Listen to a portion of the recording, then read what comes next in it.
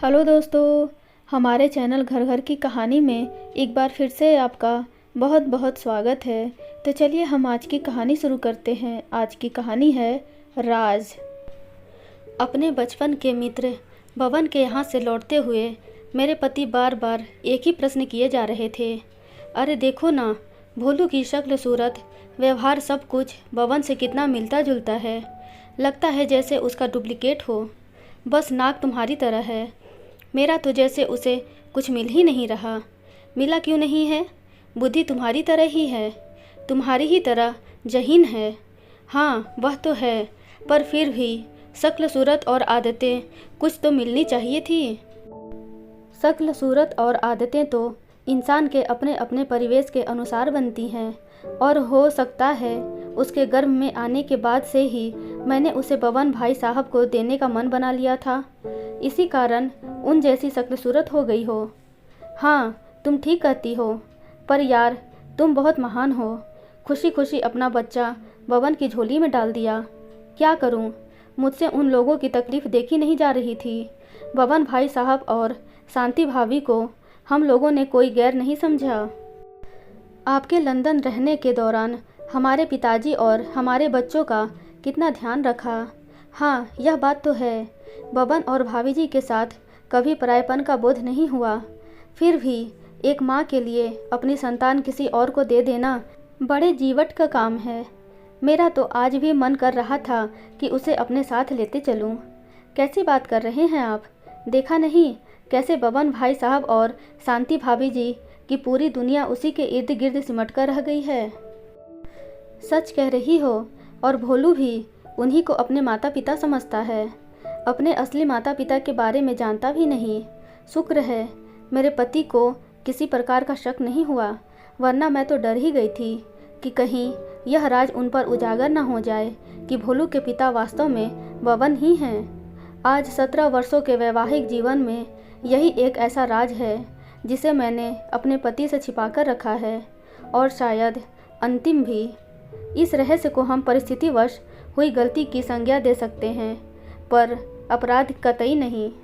फिर भी जानती हूँ इस रहस्य से पर्दा उठने पर 2 परिवार तबाह हो जाएंगे, इसलिए इस रहस्य को सीने में दबाए रखी हूँ। बवन इनके बचपन के मित्र हैं। बवन जहाँ दुबले पतले, शांत और कुछ कुछ पढ़ने में कमज़ोर थे, वहीं मेरे पति गुस्सैल, कदकाठी के अच्छे और जहीन थे। घर का परिवेश भी दोनों का नितांत भिन्न था। बवन एक गरीब परिवार से संबंध रखते थे और मेरे पति उच्च मध्यम वर्गीय परिवार से। इतनी भिन्नताएं होते हुए भी दोनों की दोस्ती मिसाल देने लायक थी। बवन को कोई भूले से भी कुछ कह देता तो उसकी खैर नहीं होती। वहीं मेरे पति अमर की कही हुई हर बात बवन के लिए ब्रह्म वाक्य से कम नहीं होती। धीरे धीरे समय बीता और मेरे पति का IAS में चयन हो गया, और बवन ने अपना छोटा मोटा बिजनेस शुरू किया, जिसमें हमारे ससुर ने भी आर्थिक सहयोग दिया। मेरे सास की मृत्यु मेरे पति के पढ़ते समय ही हो गई थी। उस समय बवन की माँ ने ही मेरे पति को माँ का प्यार दिया, और ससुर भी कभी कभी बवन को अपने परिवार से अलग नहीं समझते थे, और कहते हैं कि कुदरत ने उन्हें 2 बेटे दिए हैं, एक अमर और दूसरा बवन। संयोग देखो कि दोनों के विवाह के बाद जब मैं और शांति आईं, तो भी उन दोनों के परिवार में किसी प्रकार की भी अलगाव ना आया। मेरी और शांति की अच्छी बनती थी। हालांकि जब भी लोग हम चारों की मित्रता को देखते तो कहते कि यह मैत्री भी शायद कुदरत का चमत्कार है, जहाँ 2 भिन्न परिवेश और भिन्न सोच वाले व्यक्ति अभिन्न हो गए थे।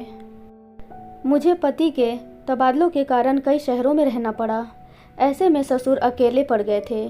उन्हें अपना शहर छोड़कर यूँ शहर शहर भटकना गंवारा न था। ऐसे में बबन और उनकी पत्नी ही उनका पूरा ख्याल रखते, बेटे बहू की कमी महसूस न होने देते। समय बीतता रहा। जहाँ मैं 2 बच्चों की माँ बन गई, वहीं बबन की पत्नी को कई बार गर्भ तो ठहरा, पर गर्भपात हो गया। डॉक्टर का कहना था कि उनकी पत्नी की कोख में कुछ ऐसी गड़बड़ी है कि वह गर्भ पनपने ही नहीं देती। हर बार गर्भपात के बाद दोनों पति पत्नी बहुत मायूस हो जाते। बवन की पत्नी शांति का तो और भी बुरा हाल हो जाता। एक तो गर्भपात की कमजोरी और दूसरा मानसिक अवसाद। दिन पर दिन उनका स्वास्थ्य गिरने लगा। डॉक्टर ने सलाह दी कि अब खुद के बच्चे के बारे में भूल जाएं, या तो कोई बच्चा गोद ले लें या किराए की कोख का प्रबंध कर लें, वरना पत्नी के जीवन पर संकट आ सकता है। पर उन पति पत्नी को डॉक्टर की बात रास नहीं आई। बबन मुझसे कहते, भाभी अब मेडिकल साइंस ने बहुत तरक्की कर ली है, अगर कुछ कमी है तो क्या वह दवा से दूर हो सकती है। इस शहर के सब डॉक्टर पागल हैं। मैं देश के सबसे बड़े गायनोकोलॉजिस्ट को दिखाऊंगा। देखिएगा हमारे घर भी अपने बच्चे की किलकारियाँ गूंजेंगी। और सच में उन्होंने देश के सबसे मशहूर गायनोकोलॉजिस्ट को दिखाया। उन्होंने आशा बंधाई कि टाइम लगेगा पर सब कुछ ठीक हो जाएगा। इधर मेरे पति को डेपुटेशन पर 3 सालों के लिए लंदन जाना पड़ा। मैं नहीं जा सकी। बच्चे पढ़ने लायक हो गए थे और ससुर भी अस्वस्थ रहने लगे थे। अब उन्हें केवल बबन के भरोसे नहीं छोड़ा जा सकता था। आखिर हम पति पत्नी का भी तो कोई उत्तरदायित्व था। अमर के लंदन प्रवास के दौरान ही ससुर की मृत्यु हो गई। किसी प्रकार कुछ दिनों की छुट्टी लेकर अमर आए, फिर चले गए। इधर बबन की पत्नी को पुनः गर्भ ठहरा। अब की बार हर प्रकार की सावधानी बरती गई। बबन अपनी पत्नी को जमीन पर पाँव ही नहीं धरने देते। वैसे डॉक्टर ने भी कंप्लीट बेड रेस्ट के लिए कह रखा था। डॉक्टर ने अल्ट्रासाउंड वगैरह करवाने को भी मना कर दिया था ताकि उसकी रेज से भी गर्भ को नुकसान ना पहुँचे। धीरे धीरे गर्भ पूरे समय का हो गया। बबन, उनकी पत्नी और उनकी माँ का चेहरा बच्चे के आने की खुशी में पुलकित रहने लगा। प्रसन्नता मुझे भी कम न थी। नियत समय में शांति को प्रसव वेदना शुरू हो गई। लगता था सब कुछ सामान्य हो जाएगा। मैं भी अपने बच्चों को माँ के पास छोड़कर बबन के परिवार के साथ थी। आखिरकार इस मुश्किल घड़ी में मैं उनका साथ न देती तो कौन देता। पर 1 हफ्ते तक प्रसव वेदना का कोई परिणाम न निकला। डॉक्टर भी सामान्य डिलीवरी की प्रतीक्षा करते करते थक गई थी। अंत में उन्होंने ऑपरेशन का फैसला लिया और ऑपरेशन से जिस बच्चे ने जन्म लिया वह भयानक शक्ल वाला 2 सिर और 3 हाथ का बालक था। जन्म लेते ही उसने इतने जोर का रुदन किया कि सारी नर्सें उसे वहीं छोड़कर डरकर भाग गईं। डॉक्टर ने यह खबर बबन को दी। वे भी बच्चे को देखकर हैरान रह गए। यह तो अच्छा हुआ कि बच्चा आधे घंटे में ही इस दुनिया से चला गया। उनकी पत्नी बेहोश थीं। बबन जब बच्चे को दफना कर लौटे तो इतने थके हारे बेबस लग रहे थे कि पूछो मत। बबन की माँ ने मुझसे कहा, शीतल तुम बबन को लेकर घर जाओ, बहुत परेशान है वह। थोड़ा आराम करेगा तो इस परेशानी से निकलेगा। मैं हॉस्पिटल में रुकती हूँ। मैंने विरोध भी किया, आंटी आप और बबन भाई साहब चले जाएं, मैं यहाँ रुकती हूँ। मगर बबन एकदम से उठकर खड़े हो गए। बोले, चलिए भाभी चलते हैं। मैं और बबन कमरे में आ गए। कमरे में आकर मैंने बबन के ऊपर सांत्वना भरा हाथ रखा भर था कि उनका इतनी देर का रोका सब्र का बांध टूट गया। वे मेरी गोद में सिर रखकर फपक फपक कर रोने लगे। मैं क्या करूं भाभी, मुझे कुछ समझ नहीं आ रहा है। शांति जब होश में आएगी तो मैं उसे क्या जवाब दूंगा। इससे अच्छा होता वह गर्भ में आया ही ना होता। शांति क्या यह सदमा बर्दाश्त कर पाएगी। मुझे उसकी बड़ी फिक्र हो रही है। उसका सामना करने की हिम्मत मुझ में नहीं है। मैं कहीं चला जाऊंगा, भाभी आप ही उसे संभालिएगा। मुझे समझ नहीं आ रहा था कि किन शब्दों में उन्हें सांत्वना दूं। केवल उनके बाल सहलाती रही। हम दोनों को ही उस मुद्रा में झपकी सी आ गई और उस दौरान कब प्रकृति और पुरुष का मिलन हो गया हम दोनों ही समझ न पाए। बबन अपराध बोध से भर उठे थे। अपराध बोध मुझे भी कम न था, क्योंकि जो कुछ भी हम दोनों के बीच हुआ था उसे न तो बलात्कार की संज्ञा दी जा सकती थी और न ही बेवफाई की। हम दोनों ही सामान्य रूप से अपराधी थे, परिस्थितियों के षड्यंत्र का शिकार। बबन अपनी पत्नी को लेकर दूर किसी पर्वतीय स्थल चले गए थे। अमर को कुछ दिन बाद ही लंदन से लौटना था और हम लोगों को लेकर वापस जाना था, क्योंकि अमर को वहाँ पर काफ़ी अच्छी जॉब मिल गई थी। उन्होंने अपनी सरकारी नौकरी से इस्तीफ़ा दे दिया था। मुझे देश और इतनी अच्छी नौकरी छोड़कर विदेश जाना स्वीकार न था, पर अमर पर तो पैसे और विदेश का भूत सवार था।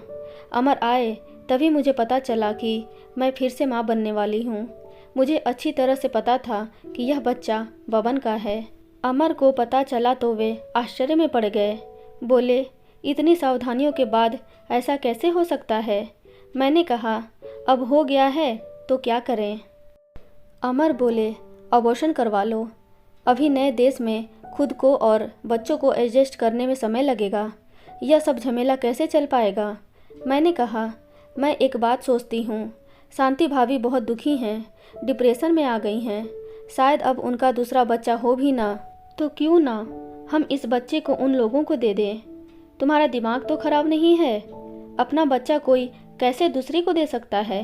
अमर बोले, क्यों? वे लोग कोई गैर तो नहीं हैं? फिर तुम अबॉर्शन कराने की बात कर रहे थे। कम से कम जीवित तो रहेगा और उन लोगों के जीवन में खुशियां भर देगा।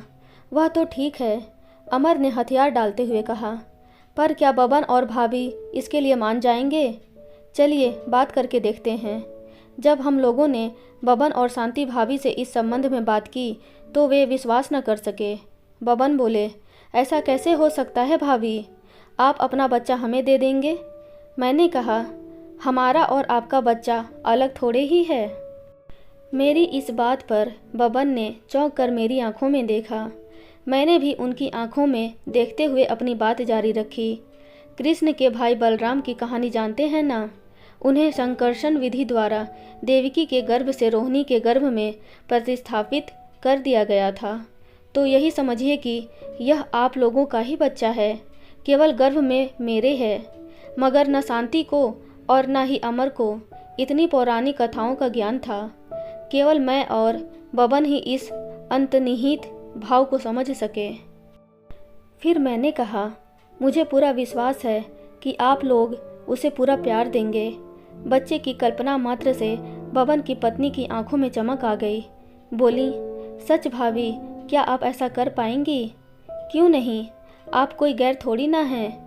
आपसी सहमति बनी कि मैं अभी अमर के साथ नहीं जाऊंगी। बच्चे को जन्म देने पर उसे शांति को सौंप लंदन जाऊंगी। मैंने ऐसा किया भी।